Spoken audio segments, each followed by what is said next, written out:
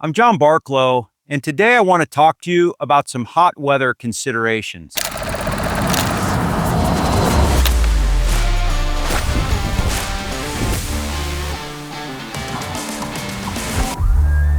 So when we're out in hot weather, we're really managing a few things. That's dehydration, that's sunburn, and that's heat stress and heat stroke. Now, the good thing is these are all pretty much preventative, and we can control these things in the backcountry. And if you find yourself sunburned or dehydrated, a lot of times that's an unforced error.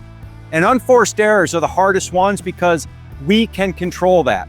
So we should take advantage of everything we can control when we go into the very dynamic backcountry where we don't get to control very much. Now, the first thing is dehydration. We want to make sure that we're disciplined in how we hydrate. We want to have a plan. Now that plan could be around water bottles, it could be around water bladders with hoses. Whatever it is, we need to have the capability of collecting water. So a lot of times what I like to do is I like to roll with one water bottle. This allows me the versatility to dip in streams as I come across them, or it allows me to collect and run maybe a steri pen in there. I also like to have a larger bladder so that if I do come across a water source and I'm not to camp yet, that I can collect 4 to 6 liters of water, purify it, filter it however I want, and then carry it into camp, carry it to the glassy knob, whatever the case may be. A lot of people like a hydration bladder on their back in their pack with the hose. That's a great way. It allows you to just constantly manage your hydration. It's a little bit more difficult to get out of your pack and fill up, but I think it's a great option. Something else is you want to make sure that you have some type of electrolyte drink mix. Now, we should try to shoot for 6 to 8 liters minimum a day. That's not always possible. If I get to 4 or 5, I feel lucky, but then at the end of the day when I'm in camp, I try to top off and get to that 8 liters. And about every other liter, I'm running some type of electrolyte drink mix, so I'm not just running water and I'm not just running a drink mix.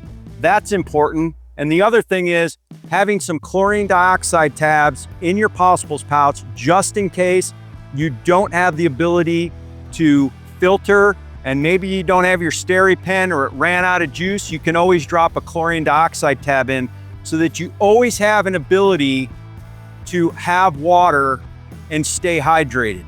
Now, the other one is sunburn. So it's real obvious that we would want to use sunscreen. Now, I don't particularly like using sunscreen, but sunscreen is a protectant. This is something we can do to avoid getting that sunburn. That's an unforced error, like I said.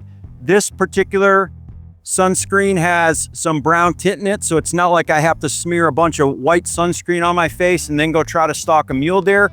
But it's important that you use a sunscreen, maybe a 30 to 50 UPF, and that you continue to reapply it. But also, it's your clothing. So sun hoodies, something with a minimum of a 30 UPF. This has a 50. Something with a hood that you can put on that's not going to burn you while you're out there on that stalk, while you're hiking, while you're glassing. Having a hood protects your ears, provides some shade to the back of your neck. It's a really critical component of staying out of the sun and not getting sunburned. The other one is a tarp. So a tarp is not just going to protect you from the elements in an afternoon thunderstorm, but I can set this tarp up almost anywhere. I can use my trekking pole, I can use rocks, I can tie it to vegetation, and I can create my own shade to get out of the sun. This is a critically important thing. Now, the other thing is you need to understand the signs and symptoms of dehydration, sunburn, heat stress, and heat stroke. So dehydration is, hey, I'm thirsty. Maybe you got that cotton mouth. You know you haven't hydrated. Maybe you haven't come across a water source. You're going to start getting dehydrated. You can always check your urine, assuming you are urinating. It should be kind of a straw colored is what we're shooting for, ideally. It should not be brown. If it's brown, you've got a problem and you're going to set yourself up for something like a heat stress where you start to sweat excessively, your heart rate starts to go up, you're not feeling good. you're starting to get into that red line area where you need to manage. You need to slow down. You need to seek some shade. You need to drink some water. If it gets to the point where you are not sweating anymore, you have hot, dry skin, your heart rate is through the roof, you feel like fainting, you are getting now into the realm of heat stroke. This is a deadly, deadly thing. It can kill you. You need to immediately sit down, get in the shade, drink water, and cool down. If your partner starts to suffer from that, you need to try to cool them down as quickly as possible. That's where you're gonna lay them in the lake, lay them in the stream. If you're not around that, you need to sacrifice your water and start pouring water on them in the shade, on their clothes, so that they can start to cool down. And these technical materials are going to manage the evaporative cooling to help cool that person down. But heat stroke is a life-threatening thing. The best thing to do is just avoid all these things. You can manage your hydration. You can manage your electrolytes. You can manage your clothing. You can manage your shade with the tarp, but you can also manage your pace.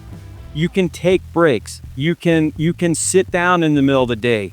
You can move in the cooler parts of the day and avoid the hottest parts of the day. Most of the time, that's what the animal is doing as well.